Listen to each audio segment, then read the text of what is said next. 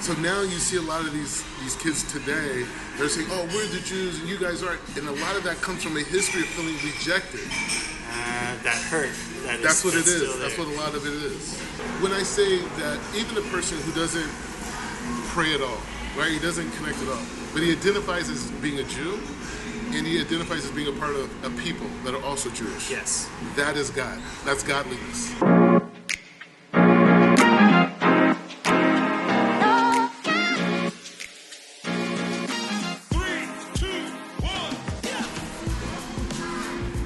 Rabbi Mordechai Yosef ben Avraham, I am so pleased to have you in front of me right now for this interview. Amazing.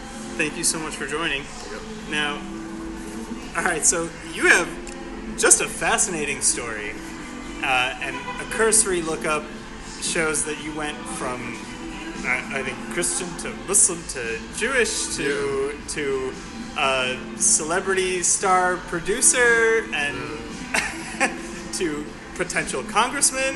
Yeah. Wow. And now Rabbi. I mean, walk me through how you ended up in your shoes. I'm still trying to figure it out. I just want to say one thing. It's interesting. So if you look up my whole thing, like there's an article that's written in what was it? I can't think. It was a paper in Los Angeles. What was it called? The Jewish paper? In L.A.? Yeah. Oh, I don't know. I'm from Detroit. You'll have to help me with The Jewish Journal. Oh, okay. So Jewish Journal did an article, and that's what you're talking about when it says from Christian to Muslim to rabbinical student, right? So what's interesting about that, I never said anything about coming from a Christian background. Really? That was done, I think, in a way to kind of slight me.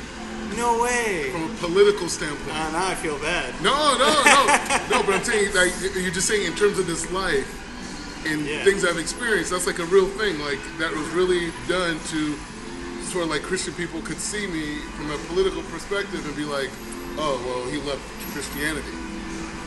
Wow, so that was like that's a smear. I didn't even see. It's funny that you say that that's a smear because I didn't even take it that way. I saw it as like this inspirational story.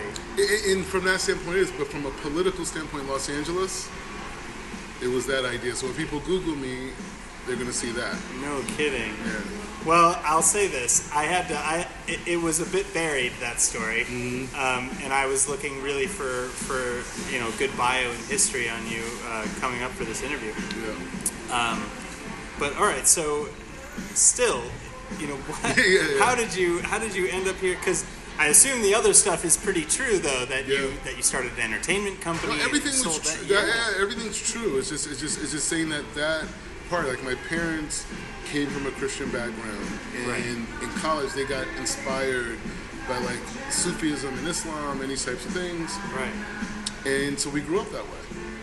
That's fascinating. Yeah, we grew up that way. And so what happened with me was that, just going through life and living, whatever, I stumbled upon this place called the Kabbalah Center in Los Angeles. Yeah, where you studied with Madonna and what else? They're all there, the whole thing.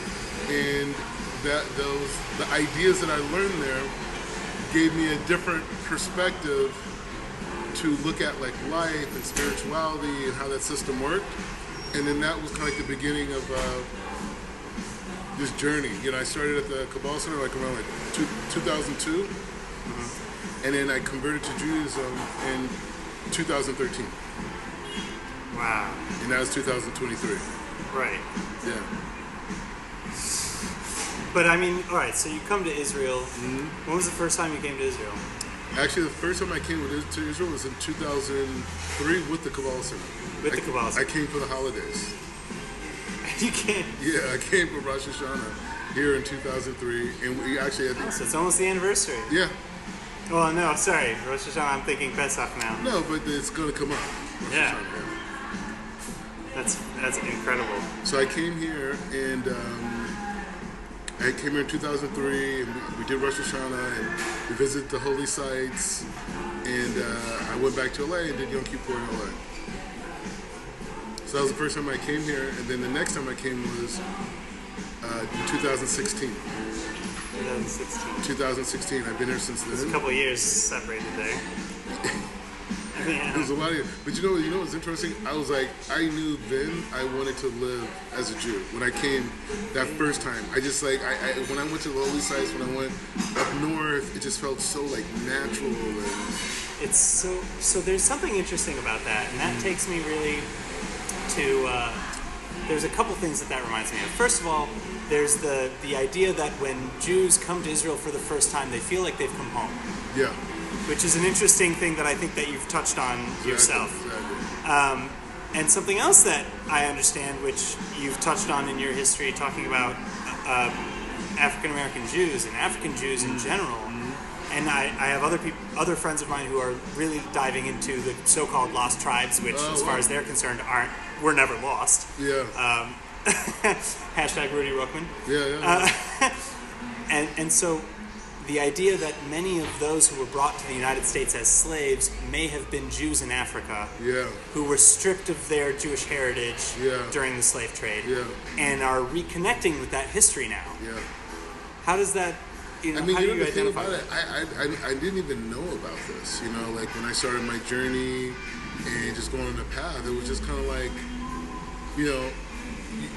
I grew up in the suburbs, and when you grow up in the suburbs as an African American, like no one really thinks about that, like what is it like for an upper middle class black kid, like what is that mindset, what is the whole thing, right? Because normally kids that come from a level of affluence or success or whatever, they're not looking to do the traditional things that people that grow up in another state or another economic bracket aspire to. Meaning that I had a lot of friends who were way more successful than my parents, and they wanted to do things like work in India and work in a Peace Corps type stuff. You know what I mean? They weren't Fulfilling things. I mean, those are admirable.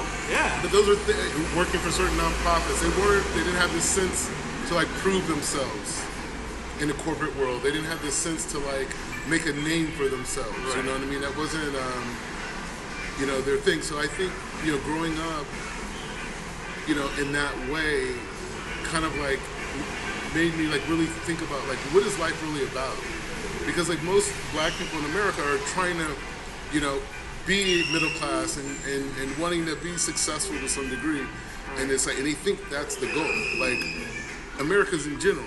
It's like that's the goal, right? And then when you grow up, the white picket fence, but when you grow up with it and you realize that it's nothing. It's like it's not a fulfilling level. Most of the people here are on drugs and and all these other things. It's not like you made it because you have these material things, and so that seed was already planted in me. That like there had to be more to life than just getting a bigger house than my dad. And well, your parents were educators, were they not? My mom's a professor. My dad was in the insurance business. Okay. Yeah, so that but I mean, my sister's a professor. I mean, my family is very much into academia, but my dad was an entrepreneur in the insurance business. Yeah. All right, so you came to Jerusalem. You felt at home. You felt a connection to Judaism. Yeah. And where did it go from there? And at what point did you start rabbinical school? Yeah. Because there's one thing to convert. It's another thing to become a rabbi. Yeah. So when I first came to Israel, I came off of the plane and went straight to the hotel. It's like I just told the driver, I said, take me to the hotel. So that was the first thing, just straight to the hotel from the airport. And so I went there, and there was this lady named Hoover Gray, who was this African-American lady who lived in Bayit Vagan, right? And she's like a legend. Like, she's written books on Tehillim, all types of stuff, right? So before I left, keep in mind, I didn't know anyone here. Like, I mean, I knew people but I didn't have any connection to them. Like maybe somebody from LA was living here or whatever, but I didn't know how to reach them. So I didn't know anybody, but this African-American lady who's an Orthodox Jew who lived in Bayit Vagan, when I came here, she set up all my places to stay at. Wow. So I didn't have to go to a hotel for like a month, because I came a month before yeshiva. Don't you love the Jewish geography? Yeah. You could do that pretty much anywhere on Earth. Exactly. So I did that for the first month while I was in Bayit Vagan, and then after that, I moved over to Mir Sharim. And that was a trip. Like coming from LA to Mir Sharim is just like, and then it's a different world entirely. Exactly. And so that was 2016. And so I literally lived in Mershaim for almost 5 years.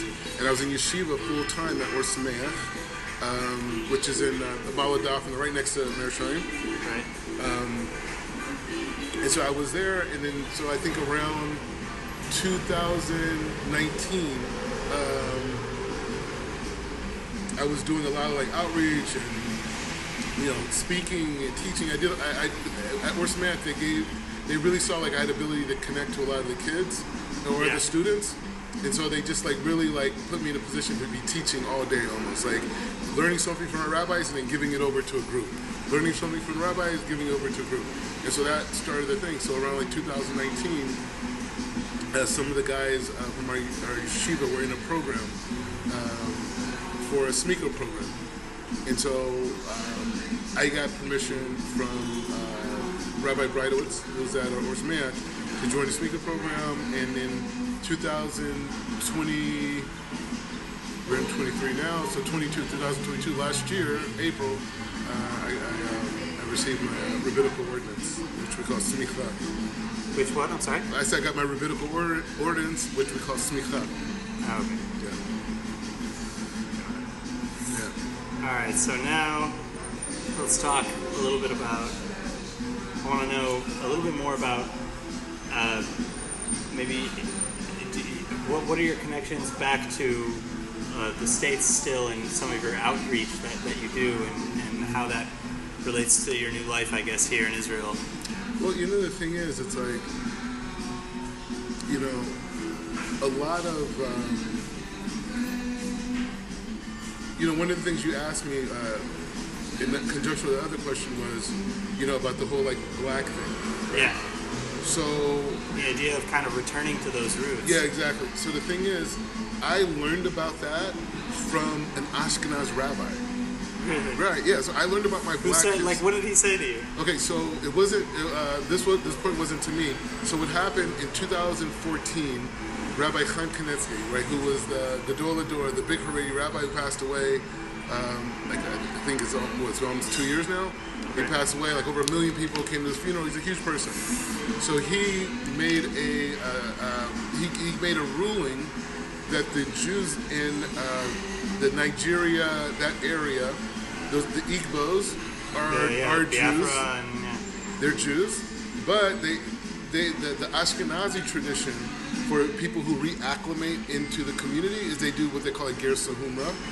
And then on the Sephardic side, in terms of reacclimation, because these are issues that, the European Jewry had to deal with because of wars and pogroms and different things like that. So when people got dispersed or disconnected and they didn't have any records to prove, their Jewishness or whatever, they had different practices like ger sahumra, which is like basically like going into like a mikvah. You don't say a blessing. It's not like it's not so much a conversion, but sort of a reaffirmation. Ceremonial affirmation in the community season. Right. Like you have witnesses there, and not that the community watches, but like this, you have witnesses there. So the issue with dealing with the Igbos and other people is not whether they're Jewish or not, is how do they reacclimate into the Jewish community. And there's a lot of different, there's different opinions on that. But when Rav Chaim Kanievsky made that ruling, it's always been a known thing in the black community that, we, came from Africa and we were, people of like the Torah or these types of things. I don't know if it was so clear that it was Dafka Jewish, right? But it's still, it's like a Masur inside the black community that we have this connection to the Torah and the 12 tribes. And it's a thing, like the whole Hebrew Israelite thing, right? Yeah. There's a history in America for over 100 years of black people calling themselves Jews, calling themselves Hebrews, having their own churches. And the thing is, many times they wanted to integrate with the mainstream Jewish community, and they would reject it. So which is so interesting too, because there's a history during the civil rights movement of Jews and blacks coming together. One and one. Right, but then at the same time, that rejection. Exactly. So now you see a lot of these kids today, they're saying, oh, we're the Jews and you guys aren't. And a lot of that comes from a history of feeling rejected. That hurt. That's what it is. That's what a lot of it is. That's terrible. Yeah. So, is there, because you mentioned Rabbi Kaminsky, are there others who are kind of leading the charge in that reaffirmation, sort of, or in the reclamation and that but then you bring reunification? But then there's other issues too. Like, it's not just a simple case of people returning to their Jewish roots and they want to wrap tefillin and these types of things. I mean, here in Israel, it will be a major immigration issue, right? Like, I mean, like, there's like close to 20-something million people who identify as Igbos in Nigeria, and I mean, only some of them practice what we would call Judaism today. But you say all of a sudden you can move to Israel with a citizenship and Aliyah benefits. I hate to lay accusations of that sort because I don't necessarily have any proof of that. But do you think that there's still that element of racism or otherism in the Israeli society that is preventing that? Because on the one hand, it is a logistical issue to absorb into this tiny space 20 or more million people. Another 100,000. I mean, right. I mean, that's a major issue, and it's definitely worth noting. But at the same time,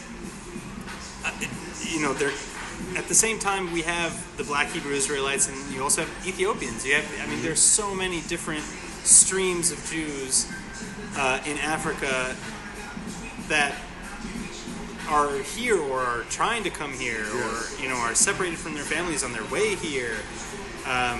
So, do you think there's an element of that? I don't know. I mean, I don't know. I mean, I haven't personally seen that. I don't work closely on this issue. My thing is my position and participation in the whole Black people and their connection to Judaism is really more so having it incorporated into the narrative of African Americans. That this aspect, it's not our whole narrative. We're not saying everybody who's African American is a descendant of the Igbo Jews, right? But a humongous large amount. I mean, there's a guy Chambers who's different writers have written. They said out of the 1.7 million people that were took from the west of Africa, 1.3 million of them were Igbos. Yeah. So it's a big deal, you know what I mean? But the point is to say my personal involvement and my passion is just for that aspect to be a part of the narrative, meaning it's in history books, it's in educational forms, and Black kids could see that, hey, we have all different backgrounds and we have different experiences, but there is an aspect of us that, we have relatives or maybe us ourselves where we have a connection to the 12 tribes. That's it. And just leave it that, and people could go where they want to go with it. You know what I mean? It's not that. So my passion is really institutionalizing the information for Rav Chaim and being able to connect that with other historical narratives of the African Americans in the transatlantic slave trade. And that's it. I mean, I talk. Let people take it from there. Yeah, you stay out of it because it's just like what made my conversion to Judaism powerful, or even really my conversion to God, right? Because that's really what this is. It's like, yes, we're a people, but we're people of Hashem, right? And so our whole connection is... Well, and in general, we all practice very differently. Like, a Jew is not a Jew because he prays. No, okay, yeah, I hear that. No, I hear that. But when I say that even a person who doesn't pray at all, right? He doesn't connect at all, but he identifies as being a Jew, and he identifies as being a part of a people that are also Jewish. Yes. That is God. That's godliness. Yeah. That's connected to the whole Torah. He may not be keeping it, but he's connected to the whole sugya of the 7 days of creation, Mount Sinai, the 7 day the whole sugya, and that is what having that in the what they say in the Makshava, having that's what brings the Geula, not just because you could be practicing and feel you're separated from the Am. Right? Yeah. So from where? What did you accomplish? So it is that all-inclusiveness and even the greater body of humanity, in seeing ourselves also connected to that. So that's.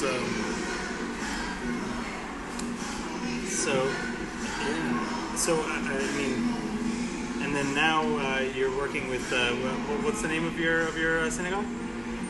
So I'm working with different organizations. We're doing things with the United Nations. We're doing things with... what are you doing with UN? What event? with the UN? You said the United Nations? Yeah. So we're working with an organization called Pure Kisho Shanam. They're out of Lakewood. And what we've been doing with them is basically designing a course curriculum about this whole narrative of the Rav Chaim's position, and and connecting that to historical data, and wanting to teach that in schools as a segue to fighting against anti-Semitism, and fighting and not just stopping anti-Semitism, but fighting against hate, right? And so it's so we can incorporate that narrative of the Igbo people, the African American experience, connecting that to the Jewish people, and now we open up a whole conversation of diversity. And now people can say we have Jews that are Indian, we have Jews that are Spanish, Jews that are Mexican, Jews that are Arab, Jews that are Persian, Jews that are Asian, and this whole like whitewashing of Judaism, that narrative that's happened like in North America can now be expanded to like saying we have Jews in Europe, we have Jews in Turkey, we have Jews in Ukraine, we have Jews in Russia, people going to war against each other, you know what I mean? And so these things like are real thing. So I think the diversity of Judaism celebrates the Torah and it celebrates God. And that's what I'm most passionate about, is that aspect of just showing how the Torah is connected to all the different corners of the world, is connected to all the different peoples of the world. For every person you see that's not Jewish, they have a Jewish twin. Like, I've seen so many people that are like, Jewish people, and I knew so many people that are not Jewish, like, you're exactly like so-and-so, so I don't know. I'd love it if you could expand on the Jewish twinhood, because I love that idea. Yeah. So it's like I don't know. It's like you can find every human personality within the Jewish people. Like you could meet the guy. Like I remember I had this landlord, right? Or at least the guy who was collecting money, and then the landlord. So the landlord was this kind of like Israeli type guy, and he wasn't like mafia, but he felt he was type of guy. And he had his boys with him, and I hung out with him one night. Like they called me over, they say, hey, he's like, come over. They start offering me drinks. Could barely speak any English, and we just hung out. And I was just watching. This is like I know like 10 guys, just the same demeanor, the talk, hanging out, the leaning on the couch, the whole thing, and I was just like, dude, like this guy is so black, It's like, you know what I mean? Like, there's a lot of commonalities between black people and Jews. Like, there's a lot of commonalities. Like for example, like black people and Jews, like we just have our own foods, and we make them in the way that we make them. And we're unapologetic about it. You know what I mean? You go to like someone's home and they're gourmetazi, you know what I mean? Or you go to someone's house and they got gefilte fish. You go to someone's house and they give it to you as it's the greatest meal. You like it's normal for them. The same thing if you go to a black family, they'll cook for you this or that. So you have that point. And then I think there's also this kind of like inherent distrust of like establishment. Yes. Jews and blacks have been burned. Yeah, exactly. Before by the establishment. Exactly. Pretty horrendously. Exactly. So that also creates a culture in itself too. How we deal with problems, how we deal with family issues, how we hide things, you know what I mean? We don't want things to come out. Right? Yes. And what's interesting too is that when you think about it, one of the keys to survival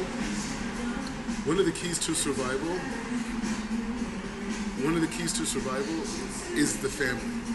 And that's one of the things that the black community really, when they attacked that community, they established like the peoples in power, it was a black family that when that broke apart, everything else was like, it's like been this kind of like downhill thing in terms of incarceration, in terms of finances, property ownership, employment, all these things went down when the family broke.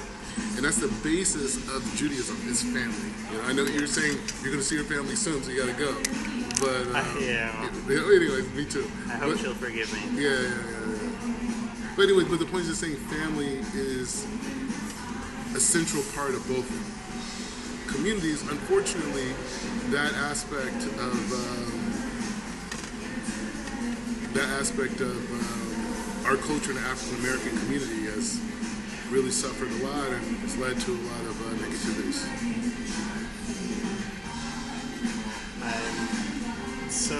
I'm so amazed, really. Like, I love like this passion that you bring to this as well. What would you say? What would you say to people who don't know anything about Israel? If you don't know anything about Israel,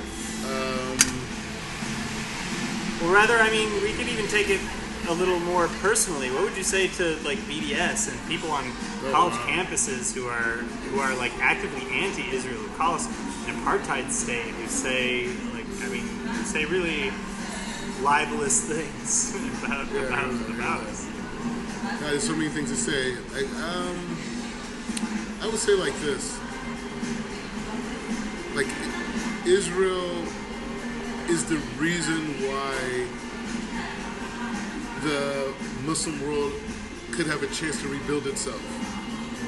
And why the Muslim world? Because the example of Israel as being a country of a particular religion, but still encompassing democratic ideas and values and inclusiveness, and being able to take the best talent and mobilizing them to build and create a state. There's no model of that in this side of the world, and Israel is the only model that the Arabs have ever seen that was tangible of what they could accomplish for themselves. That you could have an all-inclusive society. You could have a place where your most talented don't have to leave abroad. They could stay there and build an economy and launch companies and innovation.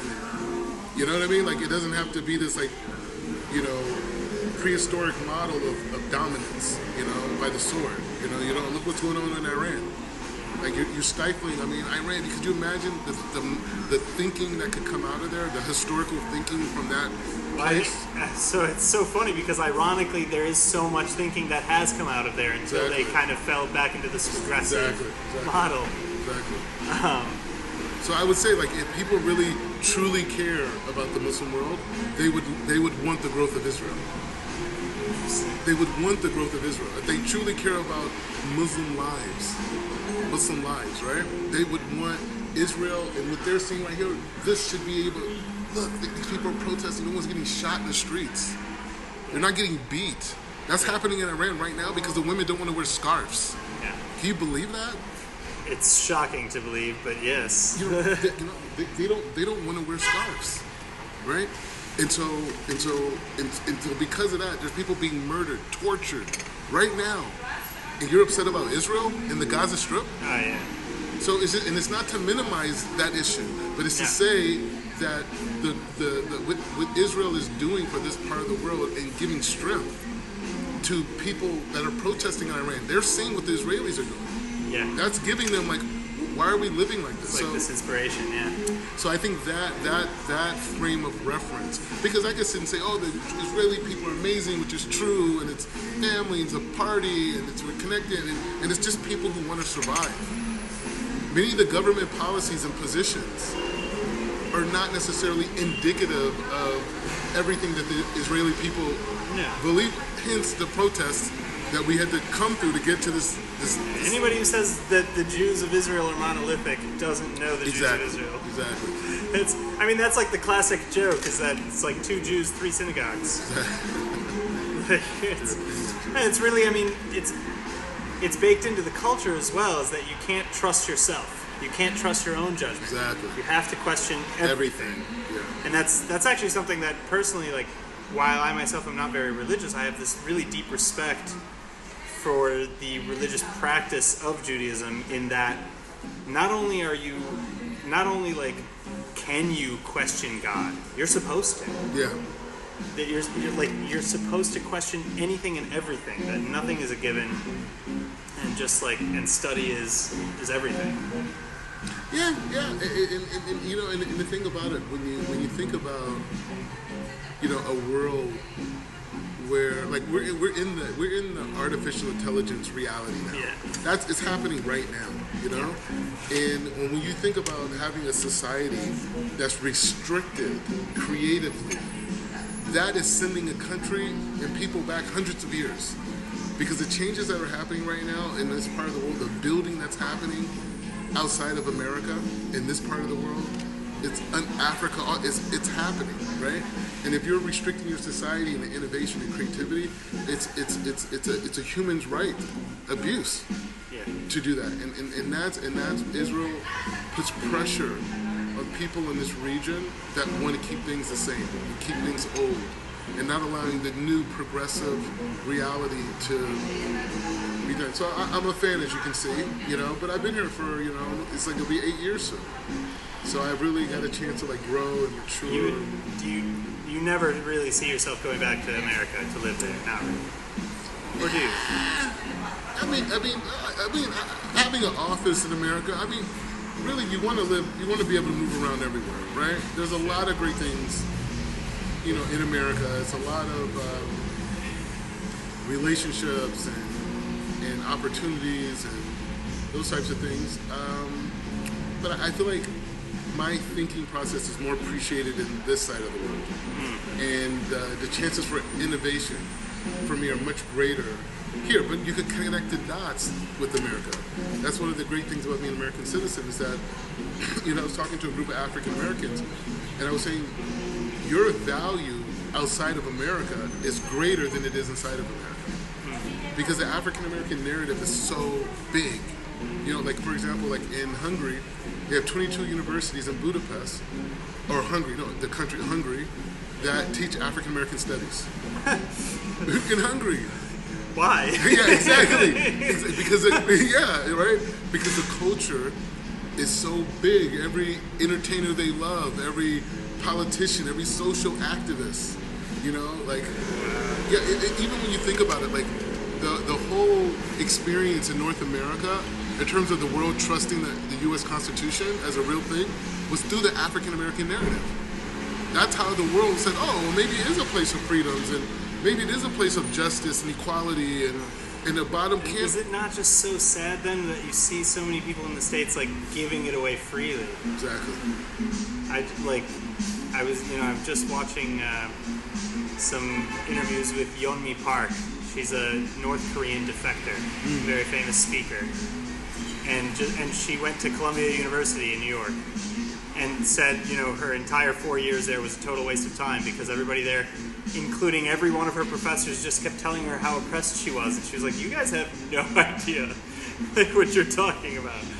Like, you're here in America talking about how I'm oppressed here? Like, what? Anyway, I am just about done. I think it's about time to call it before I ruin it. Because you know how it is, you overwork something. Gotta let it flow. Gotta let it, yeah. Like, let it have its own life, its own personality. There's a moment there's always a moment in the painting where if I keep going, I'm gonna ruin it. And so I think I'm getting there. So I'm gonna sign this and we're gonna call it a day. Yeah, no problem. I appreciate it. You know, the thing that's interesting about it is like, it'll be interesting to see like an interview like this. It's like you have this visual of the person talking, and then you have another visual of watching you actually draw. Usually I do. Okay, that's what the two camera thing is. Yep. Wow. But today we've only got the one shot. Sorry, folks. Wow. But that's okay. Usually I do, and I love it if you subscribed and checked it out and told me your thoughts. Okay. Because I really respect your opinion, and I'd love to hear it. Yeah. And now I have reached that moment I was talking about. There we go. Should I add some white? No time. No, maybe a little bit. Just a little bit of white. You know, I really like the spirit of Tel Aviv. Yes. It's fast, it's moving, it's like a different, you know what's interesting? It's its own country, really. You could say that. I see it's still connected to Jerusalem, you know? I mean, it's far away from each other, obviously, but for me at least, I see it like, It's like extension, like all of Israel.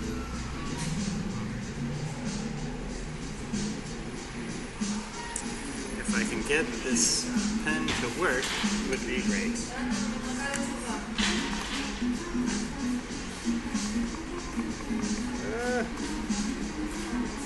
I think I'm gonna not be able to do this part because it doesn't want to work. Alright, well, I guess I'm not really gonna add white highlights because it doesn't want to let me.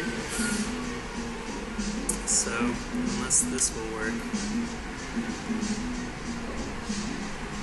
Yeah, a little bit. That'll do. Alright.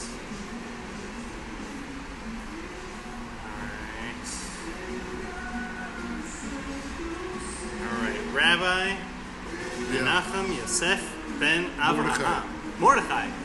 I said Menachem, didn't I? I know. I said Menachem. Because you reminded me of the Babich Rebbe, and he's like one of my idols. You know, like in general, like he just like the way he visualized creating a new world, and like and the way he described it, and he connected it to the Torah, the whole thing.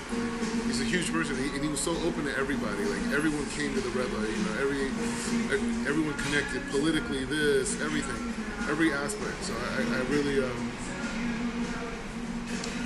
appreciate that. Well, Mordechai. Yeah. Yosef ben Avraham. Mordechai, Yosef ben Avraham. I'm going to say it over and over and over again until I never mess it up again. So good. It happens on other interviews. On TV, I was just on I-24. He's just Mordechai. Rabbi Mordechai ben Yosef. Mordechai Yosef ben Avraham. Well, in any case, folks, what do you think? Oh, wow. Nice. We're good. Thank you. Wow. My wife is going to love this. Yeah?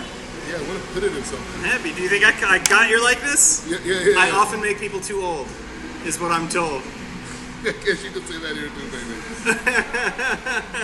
I age you. Do you have something I could put this in? I'm sure we can find something. I will make sure that it's protected. Oh, you keep it. No, it's for you. Oh, okay, cool. Yeah. That's what I thought. Yeah. It's like Desmond Tutu a little bit. In a good way. Yeah. It's the same spirit. Well, thank you again so much for joining me here today. Yeah, it was great. I'm so happy that we met the other night, and I wish you only the best. You as well. And And there could be other collaborations down the line. You know, it's like it's just. I'm in. I'm just getting started. You know, it's like. I'm in. I look forward to it. A lot to do. Stay tuned. Follow the Rabbi on Instagram, TikTok. Mordechai Yosef ben Avraham. You can just Google it, and you can find all my social media.